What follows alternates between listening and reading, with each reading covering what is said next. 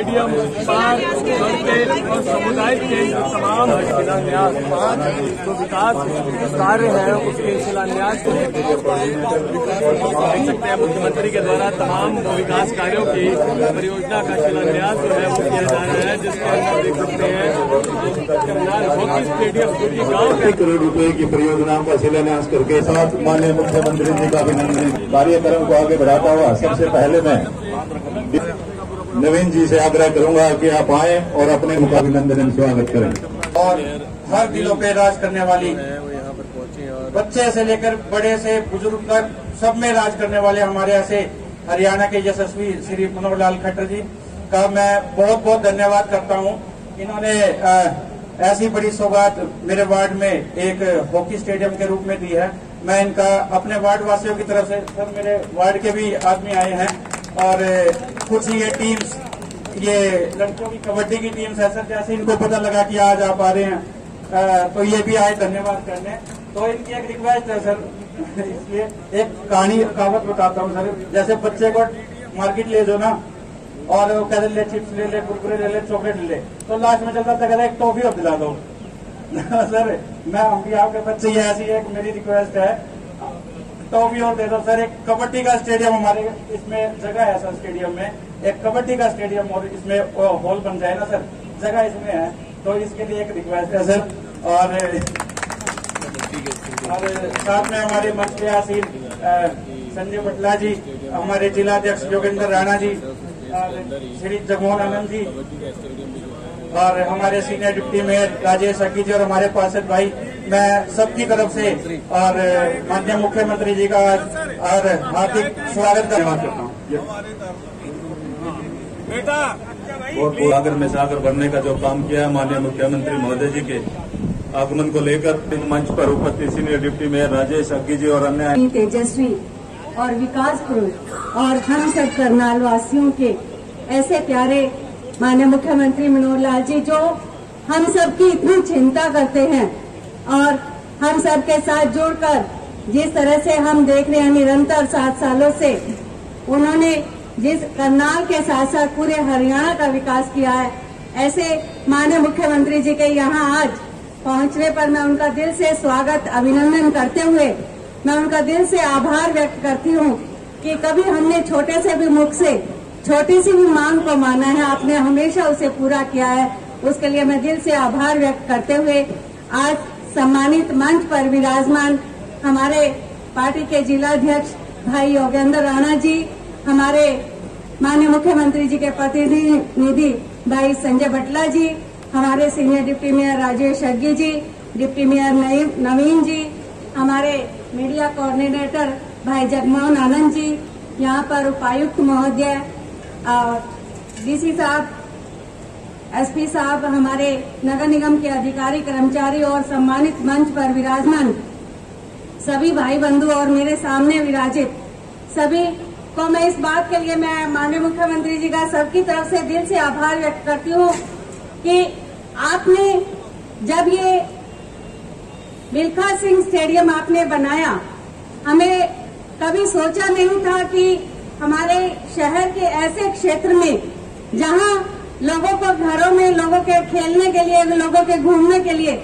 Park वगैरह कोई चीज नहीं थी, तो आपने एक ऐसी सौगात दी और उस दिन उस सौगात के साथ साथ वहां के निवासियों का एक निवेदन था कि वहां पर एक कम्युनिटी सेंटर, जो कि उनको सुख दुख में बरतने के लिए, क्योंकि उनके घरों में बहुत कम जगह है, तो उन्होंने डिमांड रखी थी, पर बहुत ही कम समय में, इतने कम समय में शायद उन्होंने कभी सोचा भी नहीं होगा, पर आपने उनकी इस मांग को पूरा करते हुए आज यहाँ जो कम्युनिटी सेंटर का निर्माण कार्य आपने शुरू करवाया, उसके लिए वहाँ के निवासियों की तरफ, करनाल निवासियों की तरफ से मैं आपका आभार व्यक्त करते हुए, करनाल में व्यवस्था के तौर पे हम कहें कि सड़कों का निर्माण कार्य बहुत सारे हुए हैं और आज जो हमारे शहर की मुख्य सड़क जो मेरठ रोड से महाराणा प्रताप तक की सड़क है, उसमें बहुत सारा आवागमन रहता है, पर उसकी जिस तरह से हालत और दुर्दशा थी, उसमें सुधार के लिए, उसका भी नवीनीकरण और सौंदर्यीकरण के लिए आपने हमें जिस तरह से ये सौगात दी है, उसके लिए मैं दिल से आभार व्यक्त करती हूँ। आज हम के तौर पे कहें तो आज खेलों में जिस तरह से बच्चों को हर कोने पर, चाहे वो हमारा स्टेडियम हो, चाहे हमारा वो हांसी रोड का एरिया हो, चाहे कोई ग्रामीण एरिया हो, आपने बच्चों को खेलने के लिए जिस तरह से सौगात दी है, तो निश्चित तौर पे जो हरियाणा तरफ अपना कदम बढ़ा रहा है उसमें करनाल निश्चित तौर पे हमारे खिलाड़ी खूब निखरेंगे। आज जो ये सौगात माननीय मुख्यमंत्री जी की तरफ से, जैसे फूसगढ़ की नालियां और गलियों की और इसके अलावा पार्कों के सौंदर्यीकरण की दी जा रही है, मैं सभी करनाल वासियों की तरफ से आपका दिल से आभार व्यक्त करती हूँ। अभी जिस तरह से अभी मैंने कहा कि हमारे डिप्टी मेयर साहब ने जिस तरह छोटी सी मांग रखी और आपने इसमें आपको लगता है कि कहीं न कहीं बच्चों के खेल में और ज्यादा सुधार हो, तो मैं भी उनका समर्थन करते हुए आपसे ये मांग रखते हुए आपका आभार व्यक्त करती हूँ। जय हिंद, जय भारत गंगा। महापौर महोदय जी, बहुत ही हाल जब भी मैं आता हूं तो हमारे यहाँ के जो प्रशासन के अधिकारी हैं हर बार 2, 4, 5, 10, 15 ऐसे छोटे बड़े प्रोजेक्ट शिलान्यास के लिए, उद्घाटन के लिए तैयार रखते हैं। आज भी बहुत प्रसन्नता की बात है कि 5 ऐसे बड़े प्रोजेक्ट जो स्मार्ट सिटी प्रोजेक्ट के अंतर्गत लगभग आते हैं, क्षेत्रों में लोगों को इसकी सुविधाएं मिलेंगी, चाहे वो खेल हो, चाहे वो मार्ग का निर्माण हो, सड़क हो, समुदाय केंद्र हो, सभी का लाभ आसपास की जनता को मिलेगा और इस प्रकार की सुविधाएं लगातार उनको मिलती रहे, ऐसी योजना पर। सर, पंजाब वालों की नजर है चंडीगढ़ पर, कहीं लेके न चले जाएं। आप मजबूत रहना, कहीं नहीं जाने देंगे। आपके हाथ में है सर मंत्रिमंडल, वो बनाया 1 दिन का सेशन का, क्या कुछ रहने वाला है? पूरे हरियाणा की जनता जब तक साथ है, जब तक हमारी मजबूती हम बताते रहेंगे, दिखाते रहेंगे, कहीं कोई कुछ बिगड़ने वाला नहीं है। चंडीगढ़ हरियाणा की राजधानी थी, है और रहेगी। सर, पिछले कुछ दिनों से आप रैलियों में लगातार बोल रहे हैं कि भ्रष्टाचार का काल मनोहर लाल, इस पर क्या कहना चाहेंगे? मैं निश्चित रूप से, देखिए, हमने पिछले कोविड के काल में बहुत व्यवस्थाएं ऐसी बनाई, बहुत सा पोर्टल बनाए हैं, बहुत से यानी ऑनलाइन सर्विसेज दी है, जिसमें से यानी भ्रष्टाचार जो पहले होता था उसका स्कोप कम से कम हुआ है। यानी एक प्रकार से भ्रष्टाचार को चेक करने के लिए सारी व्यवस्थाएं बनी, लेकिन कहीं ना कहीं कहते हैं तो डाल में बात बहुत लोग ऐसे भी हैं इस ऑनलाइन सिस्टम में भी कहीं ना कहीं घुसते हैं और उसका दुरुपयोग भी करते हैं। लेकिन अच्छी बात यह है कि पहले इस प्रकार के भ्रष्टाचार के लोग पकड़े नहीं जाते थे, अब ऑनलाइन ई सर्विसेज होने के बाद तुरंत व्यक्ति पकड़ा जाता है, कहीं कोई भाग ले, अब कोई बच के नहीं निकल।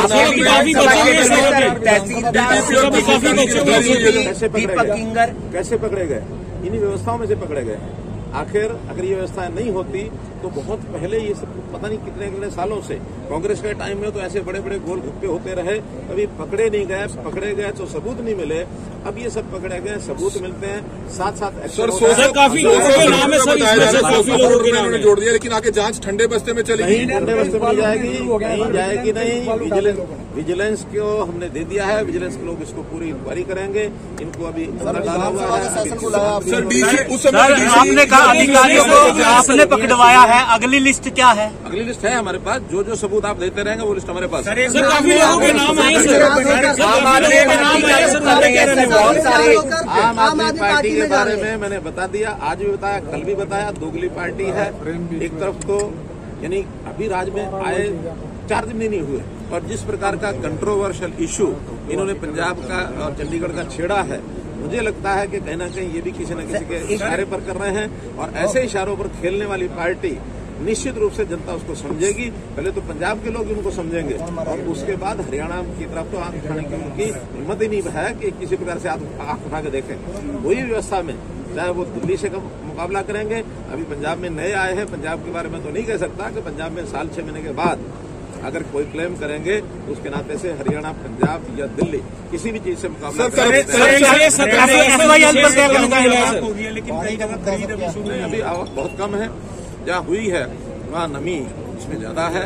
और देखिए, क्योंकि एफसीआई अपने पैरामीटर्स उसने तय किए हुए हैं, जब पैरामीटर पर खरा उतरेंगे तो मंडियों में अभी कोई समस्या ऐसी नहीं है। जो लोग आ रहे हैं उनको बता रहे हैं कि मंडियों में जगह है। पेट्रोल सर, विशेष सत्र बुलाया सर आपने, बढ़ रहे हैं, कांग्रेस सड़कों पर है सर। इलेक्शन खत्म होते पेट्रोल डीजल बढ़ गए। कांग्रेस के पास जब मुद्दा नहीं होता तो ऐसे ही मुद्दों पर वो बाहर आते हैं। आखिर कुल मिलाकर ये हमारे अपने हाथ में नहीं होता है। पेट्रोल डीजल ये कुल मिलाकर इंटरनेशनल मार्केट पर निर्भर करता है और इंटरनेशनल मार्केट में ये पेट्रोल डीजल हमेशा हर देश में बढ़ते हैं। कोई हरियाणा में बढ़े हैं या देश में बढ़े, ऐसा नहीं है। जैसे जैसे क्रूड ऑयल बढ़ता है वैसे वैसे इन चीजों के रेट 134 से समाप्त कर दिया। क्या गरीब परिवारों के बच्चे स्कूलों में नहीं पढ़ पाएंगे? गरीब परिवारों को बच्चों को पढ़ने के लिए स्कोप ज्यादा बनाया है। 134 में सिर्फ 10% बच्चे पढ़ते थे, अब गरीब परिवारों के 25% बच्चे पढ़ेंगे, इसलिए उनको इसका अवसर और ज्यादा लाभ मिलेगा। कोई गरीब बच्चा ऐसा नहीं है जिसकी पढ़ाई को हम छूटने देंगे, चाहे वो सरकारी स्कूल में पढ़े चाहे प्राइवेट में पढ़े। और अब तो हमारे सरकारी स्कूल भी प्राइवेट से कम नहीं रहे, खास करके जो संस्कृति मॉडल स्कूल है वो प्राइवेट स्कूलों से भी अच्छा जो है उनको स्कोप मिलेगा। बहुत बच्चे तो सरकारी स्कूलों को छोड़ करके और हमारे मॉडल संस्कृत स्कूलों में एडमिशन ले रहे हैं। हमारे पिछले साल लगभग 2.5 लाख बच्चे जो सरकारी स्कूल और संस्कृति मॉडल स्कूलों में उनकी संख्या बढ़ी है और हम व्यवस्था पर एक नजर रखे हुए हैं। किसी बच्चे की पढ़ाई को छूटने नहीं देंगे। पैसे के अभाव में किसी बच्चे की शिक्षा नहीं। क्या राजनीतिक मायने समझे जाए गामड़ी में जाना सर, गोपी वाली गामड़ी वालों का उनको वो कहते हैं कि हमें नगर निगम से अप्रूव मिल जाए, हमारी जो गामड़ी है उसको अप्रूव कर दिया जाए। सर उनकी बहुत बड़ी मांग है, ये वाली मांग है तो उसका विचार करें। के बारे में डिनर कुछ नहीं है, डिनर आखिर पार्टी के लोग समय समय मिलते हैं। आप और हम मिलकर के जब डिनर करते हैं कोई प्रश्न पूछता है?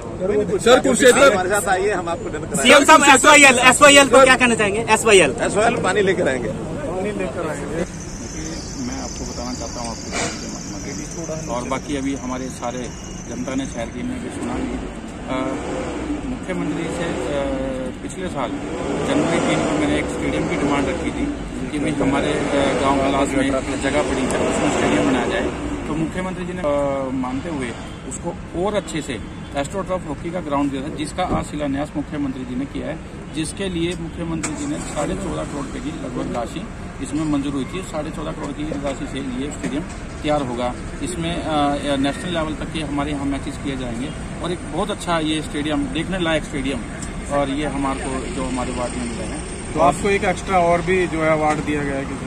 हाँ जी, वो मैं मुख्यमंत्री जी से कहते हैं जैसे रूंगा मांगते हैं, मैंने रूंगा मांगा था कि भाई एक ये स्टेडियम तो आपने हमें हमारे वार्ड में दिया ही है, भाई मेरी रिक्वेस्ट है कि अपने सभी की तरफ से कि एक इसमें कबड्डी का भी ग्राउंड दिया जाए। क्योंकि आप देखेंगे हमारे करनाल में या करनाल के आसपास किसी भी डिस्ट्रिक्ट में मेरे हिसाब से कोई कबड्डी का ग्राउंड नहीं है जहाँ पे बच्चे अच्छे से प्रॉपर जो ग्राउंड होना चाहिए उसमें बच्चे प्रैक्टिस कर सके कबड्डी की। तो उसी की मेरे मन में था कि भाई एक स्टेडियम कबड्डी का भी होना चाहिए और बाकी तक बच्चे अच्छे बच्चे और बच्चों का हुनर जो निकल के आए यहाँ से हमारे, तो इसलिए उन्होंने किया। और उसकी भी मुख्यमंत्री जी ने साथ ही साथ मेरी डिमांड को देखते हुए और 2 करोड़ तो उसके भी राशि मंजूर कर। नवीन जी, आज मुख्यमंत्री मूड में थे, आपने टॉफी मांगी है, तो आगे और क्या मांगने का इरादा है? चॉकलेट और कुछ? जी बिल्कुल, इरादा पूरा है, अभी लेकिन समय पे बताएंगे ऐसे ही। लेकिन देखिए, मैं आपको एक और चीज बताना चाहूंगा, मुख्यमंत्री जी ने हमेशा करनाल के प्रति तो हमेशा पॉजिटिव ही रहे हैं। आप अगर थोड़ा सा पीछे जाएं, जब हमारी सरकार आई थी तो उसके बाद आप ये देखें कि करनाल में चारों तरफ की हमारी एंट्री, चाहे किसी भी तरफ आप चले जाओ, डबल रोड होगी। कभी किसी ने सूट नहीं ली थी, किसी भी ना सरकार ने ली, किसी ने नहीं ली। जब से भारतीय जनता पार्टी की सरकार आई, हमारे मुख्यमंत्री जी के नेतृत्व में हमारे और मुख्यमंत्री के शहर में इतने काम हुए। मैंने मुख्यमंत्री जी को सिर्फ एक जस्ट बात की थी, मैंने लिखित में भी नहीं थी, सिर्फ बैठ के मैंने ये कहा था भाई सीएम साहब, हमारे यहाँ शहर के अंदर जीटी रोड है, हमारे जीटी स्टेडियम है, जीटी रोड बेल्ट से आदमी इतनी दूर तक आता है, थोड़ा एक्सीडेंट का खतरा भी रहता है, सारी चीजें रहती है, तो आप एक स्टेडियम वहाँ दे दीजिए।